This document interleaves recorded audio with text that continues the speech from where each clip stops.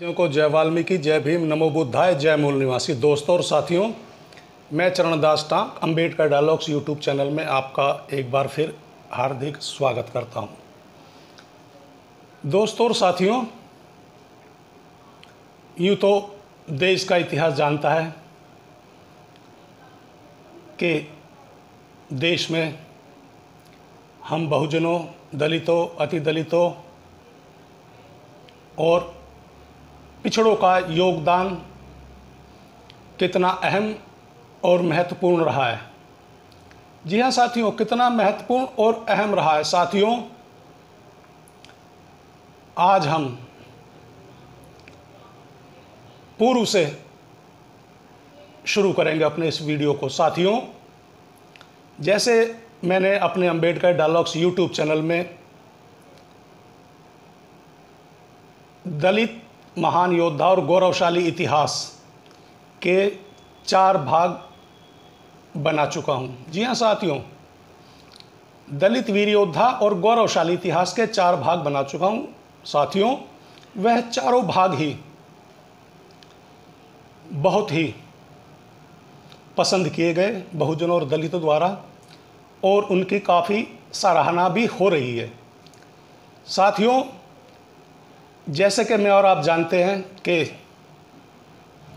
देश में उस समय के इतिहासकार हों या उस समय के मौजूदा हालात ऐसे रहे हों कि हमारे बहुजनों और दलितों के गौरवशाली इतिहास को छुपाया गया, दबाया गया, या ये भी कहना गलत नहीं होगा कि कहीं हम बहुजनों और दलितों को पता ना लग जाए कि हमारे पूर्वजों का भी देश में ऐसा गौरवशाली इतिहास रहा है। साथियों, चलिए शुरू करते हैं। सर्वप्रथम महात्मा ज्योतिराव फूले जी। यहाँ साथियों, महात्मा ज्योतिराव फूले जी, उन्होंने ब्रिटिश शासन से ही हम बहुजनों और दलितों के लिए आरक्षण की आवाज़ उठाई थी। जी हाँ साथियों, आरक्षण की आवाज़ सर्वप्रथम महात्मा ज्योतिराव फूले जी द्वारा उठाई गई थी और जिसे उन्होंने अपने अथक प्रयास के द्वारा लागू भी करवा दिया गया था। साथियों, इसी क्रम में माता सावित्रीबाई फूले। जी हाँ साथियों, माता सावित्रीबाई फूले का एक वह महान योगदान है जो कि साथियों अमिट है और कोई कितना भी भुलाने की या उसे छुपाने की या मिटाने की कोशिश कर ले, वह ना तो छुपाया जा सकता, ना मिटाया जा सकता, ना ही उसको ज़्यादा देर तक अंधकार में रखा जा सकता, जो कि आज सूर्य की भांति हम बहुजनों और दलितों को हमारा मार्गदर्शन कर रहा है। साथियों, माता सावित्रीबाई फूले देश की पहली शिक्षिका थी। जी हाँ साथियों, देश की पहली शिक्षिका थी, जबकि माता सावित्रीबाई खुद मात्र 2री या 3री या 5वीं कक्षा तक पढ़ी थी, मगर उन्होंने उस समय के हालात और हालत को देखते हुए उस समय में साथियों, उस समय में जिस समय में हमारी बहुजनों और दलितों की महिला और कन्याओं को नहीं, अपितु देश के किसी भी जाति धर्म की महिला या कन्या को लिखने पढ़ने का अधिकार नहीं था। उस समय में माता सावित्रीबाई फूले ने शिक्षा की ज्योत जलाकर महिला और बालिकाओं को शिक्षा का योगदान किया था और देश में प्रथम स्कूल भी, जी हाँ साथियों, देश में प्रथम स्कूल भी माता सावित्रीबाई फूले जी द्वारा खोला गया था। उस समय में भी माता सावित्रीबाई फूले को तरह तरह की यातनाएं और प्रताड़नाएं दी जाती थी। जिस समय माता सावित्रीबाई फूले अपने महिला और बालिकाओं को पढ़ाने के लिए स्कूल में जाती थी, उस समय पर उन पे भी अन्य तरह तरह के व्यंग कसे जाते थे, गोबर कीचड़ फेंक दिया जाता था, मगर सावित्रीबाई फूले का एक ही लक्ष्य था कि मैं अपने देश में महिलाओं और कन्याओं को यह शिक्षा का अधिकार दिलाकर ही रहूंगी। और आज मैं और आप देख रहे हैं कि देश में आज महिलाएं और बालिकाएं पायलट हैं, आईएएस हैं, आईपीएस हैं, इंजीनियर हैं, डॉक्टर्स हैं, वकील हैं, जज हैं और न जाने क्या क्या हैं। इसी क्रम में माता सावित्रीबाई फुले के बाद फिर भारत रत्न महामानव बाबा साहब भीमराव अंबेडकर जी ने भी महात्मा ज्योतिराव फुले और माता सावित्रीबाई फुले की विचार और विचारधारा को आगे बढ़ाते हुए देश को एक ऐसा इतिहास देश में एक ऐसा इतिहास बना डाला जो भारत का संविधान लिखा। साथियों, भारत के संविधान की प्रशंसा समूचे विश्व में होती है। समूचा विश्व ये कहता है कि यदि भारत से हमें कुछ लेने लायक और कोई अच्छी और सुंदर वस्तु है तो वह है भारत का संविधान। भारत का संविधान भी बाबा साहब भीमराव अंबेडकर जी ने लिख कर दिया और आज उसी संविधान के सहारे आज हमारा देश आगे बढ़ रहा है और उन्हीं नीति और निर्धारण के आधार पर बाबा साहब भीमराव अंबेडकर जी ने भी आज हमारी दशा और दिशा को कहां तक पहुंचा दिया। ये हम बहुजनों और दलितों और अति दलितों को कभी नहीं भूलना चाहिए और ना ही भुलाया जा सकता। जबकि बाबा साहब भीमराव अंबेडकर जी ने तो किसी जाति विशेष के लिए नहीं, बाबा साहब भीमराव अंबेडकर जी ने तो सभी जाति धर्म, जी हाँ साथियों, सभी जाति धर्म पूरे देश के लिए कार्य किया। वो चाहे मजदूर हो, बाल विकास हो, महिला उत्पीड़न हो,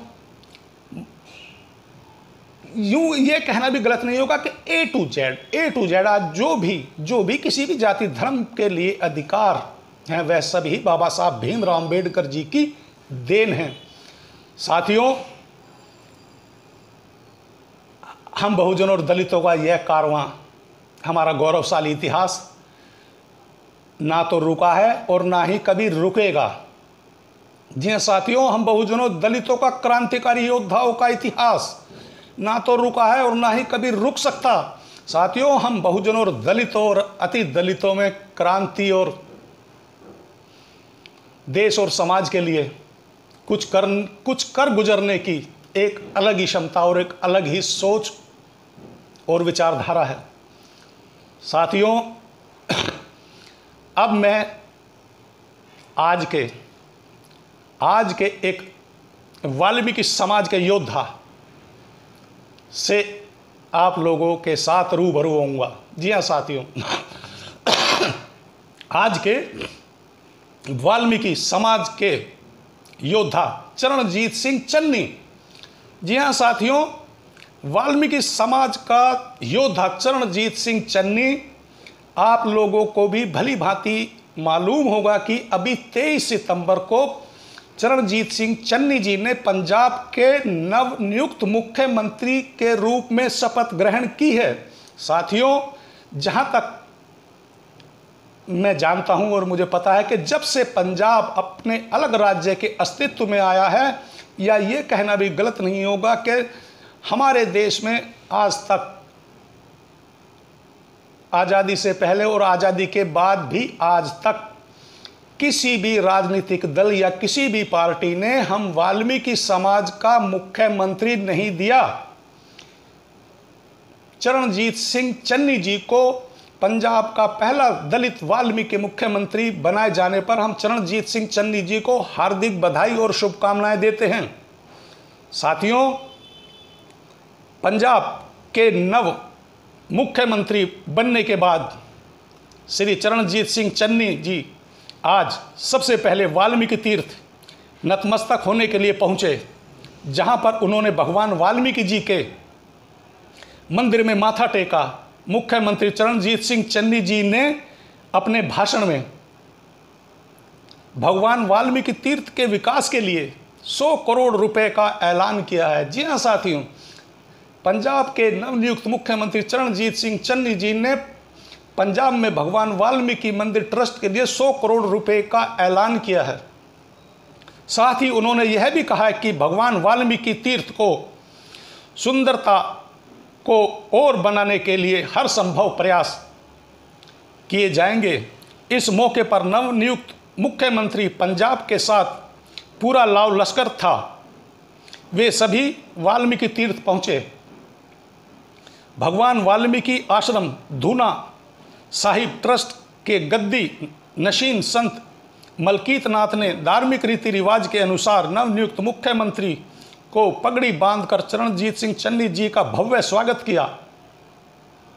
धूना साहिब ट्रस्ट के चेयरमैन एवं पूर्व डिप्टी मेयर ओम प्रकाश गब्बर ने कहा है कि सरकार द्वारा पावन वाल्मीकि तीर्थ में बनाया गया श्राइन बोर्ड भंग किया जाए। और साथियों, विधायक डॉक्टर राजकुमार वैरका ने मुख्यमंत्री जी से भगवान वाल्मीकि यूनिवर्सिटी बनाने की भी मांग की। इस क्रम में नवनियुक्त मुख्यमंत्री, जो कि पंजाब की राजनीति में एक साफ सुथरी व बेदाग छवि के धनी हैं, वे सदैव देश व समाज के लिए कुछ करने का वादा रखने वाले नेता हैं साथियों। और अपनी इसी दरिया दिली के लिए जाने वाले चरणजीत सिंह चन्नी ने एक बार फिर अपनी दरिया दिली, जी हाँ साथियों, पंजाब के नवनियुक्त चरणजीत सिंह चन्नी जी ने अपनी दरिया दिली का परिचय देते हुए चन्नी साहब ने अपनी सुरक्षा, साथियों इन लाइनों को जरा ध्यान से सुनिएगा, यह लाइनें बहुत ही महत्वपूर्ण और अहम हैं साथियों। चरणजीत सिंह चन्नी जी ने अपना भाषण देते हुए अपनी सुरक्षा में लगे 1000 जवानों और लग्जरी कारों के काफिले पर हैरानी जताते हुए कहा है कि यह वीआईपी कल्चर खत्म होना चाहिए। मैं एक साधारण व आम आदमी हूं और मुझे मेरे पंजाब व पंजाबियों से कोई खतरा नहीं है। मेरी सुरक्षा पर इतना खर्चा करना ठीक नहीं है और इनसे जनता का पैसा बर्बाद करना ठीक नहीं है। और उन्होंने केंद्र सरकार से भी अपील की है कि मेरी सुरक्षा और मेरा वीआईपी कल्चर घटाया जाए और राज्य सरकार को भी इस संबंध में आदेश जारी कर दिया है। इतना ही नहीं साथियों, इतना ही नहीं, नवनियुक्त मुख्यमंत्री चरणजीत सिंह चन्नी जी अपने लिए राज्य सरकार द्वारा उपलब्ध कराई गई 2 करोड़ की कार पर हैरानी जताते हुए उन्होंने कहा कि करदाताओं के पैसे की इतनी फिजूल खर्ची। साथियों, मुख्यमंत्री जी के लिए 2 करोड़ की कार पर आपत्ति जताते हुए चरणजीत सिंह चन्नी जी ने कहा कि करदाताओं के कर की इतनी बर्बादी और इतनी फिजूल खर्ची देखकर मैं हैरान हूं। इसलिए बेहतर होता कि मेरे लिए एक छोटी सी और एक सस्ती कार होती और यह पैसा जनता की भलाई और राज्य के विकास पर खर्च किया जाएगा। बताइए साथियों, इसलिए मैं अपने हर छोटे बड़े वीडियो में अपने सभी साथियों से एक आग्रह करता हूं कि साथियों, आज का जो मैं अपना ये छोटा सा वीडियो आप लोगों के साथ साझा कर रहा हूं, ये बहुत ही रोचक और जानकारी से भरपूर है। साथियों, देखिए कहां आज का राजनीतिक कल्चर 1,000 जवानों का काफिला मुख्यमंत्री की इर्द गिर्द रहता है, उनकी सुरक्षा में रहता है। 2-2 करोड़ रुपए की कारों का लाव लश्कर। साथियों, जहां तक मैंने भी कुछ जिलों और क्षेत्रों में देखा कि आजकल तो कोई ब्लॉक अध्यक्ष, जिला अध्यक्ष बन जाए, या कितने राज्यों में तो सांसद, एमएलए और निगम पार्षद तो होते हैं, कई जगह तो एमएलसी भी होते हैं, वे भी अपनी कारों पर नंबर प्लेट लगाकर, बड़े बड़े झंडे लगाकर घूमते हैं और प्रशासन और सरकार पर अपना रौब झाड़ते हैं। मगर मेरा यह साधारण और सरल बहुजन और दलित समाज आज भी देश और जनता के बारे में सोचता है। साथियों, आज भी देश और जनता के बारे में सोचता है। तो साथियों, मैं अपने ऐसे महान वाल्मीकि समाज के योद्धा, पंजाब के नवनियुक्त मुख्यमंत्री श्री चरणजीत सिंह चन्नी जी के ऐसे उच्च विचारों और ऐसी दूरगामी सोच को अपने अंबेडकर डायलॉग्स यूट्यूब चैनल की ओर से सैल्यूट करता हूं और भगवान वाल्मीकि जी से प्रार्थना करता हूं कि हमारे वाल्मीकि समाज और पंजाब के लोकप्रिय मुख्यमंत्री श्री चरणजीत सिंह चन्नी जी एक दिन देश के शीर्ष पद पर विराजमान हो, आसीन हो और वाल्मीकि और दलित और बहुजनों का गौरव बढ़ाएं। और साथियों, जहाँ तक मैं समझता हूँ कि साथियों, जैसे मैंने शुरू में ही कहा था कि जब से पंजाब राज्य अपने अस्तित्व में आया है या जब से देश आज़ाद हुआ है, साथियों, जब से देश आज़ाद हुआ है, किसी भी राज्य में वाल्मीकि बहुजन या दलित समाज का पहला मुख्यमंत्री श्री चरणजीत सिंह चन्नी जी को बनाया गया है। यह उनकी योग्यता और उनकी काबिलियत के आधार पर ही संभव हो पाया है, नहीं तो आज के भी ऐसे मनुवादी और रूढ़िवादी सोच और विचारधारा के बीच में रहते हुए एक वाल्मीकि समाज का चरणजीत सिंह चन्नी चाहे कितना भी प्रयास कर ले, किसी भी राज्य या प्रांत का मुख्यमंत्री बनना इतना आसान नहीं है। तो साथियों,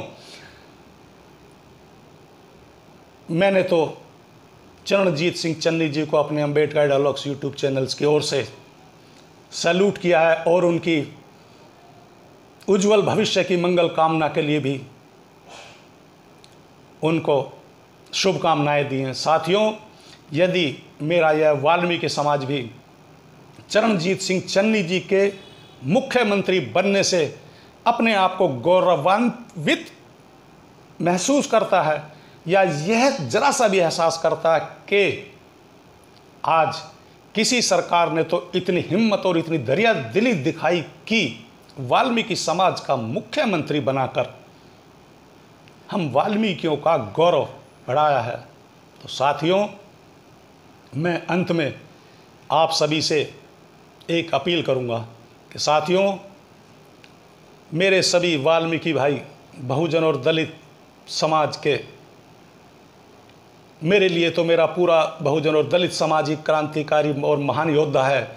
यदि आप भी मेरी तरह श्री चरणजीत सिंह चन्नी जी को पंजाब का मुख्यमंत्री बनाए जाने पर हर्षोल्लास महसूस कर रहे हैं तो कृपया मेरे इस यूट्यूब चैनल्स को सब्सक्राइब करें, लाइक करें, कमेंट्स अवश्य करें। और साथियों, यह वीडियो, साथियों, यूँ तो जहाँ तक मैं समझता हूँ कि आज चरणजीत सिंह चन्नी जी को मुख्यमंत्री बने हुए 1 हफ्ता लगभग हो चुका है। यह खबर किसी से भी अपरिचित नहीं है, मगर साथियों, मैं फिर भी कहूँगा कि हम और हमारा एक दायित्व बनता है कि हम इस वीडियो को अपने सभी बहुजनों, दलितों और खासकर वाल्मीकि समाज के तो घर घर में होना और पहुंचाना है। तो साथियों, अंत में मैं एक बार फिर अपने सभी दलित महान योद्धा और वाल्मीकि समाज का महान योद्धा और गौरव श्री चरणजीत सिंह चन्नी जी और मेरे सभी बहुजनों, दलितों और वाल्मीकि समाज को एक बार फिर जय वाल्मीकि, जय भीम, नमो बुद्धाय, जय मूल निवासी।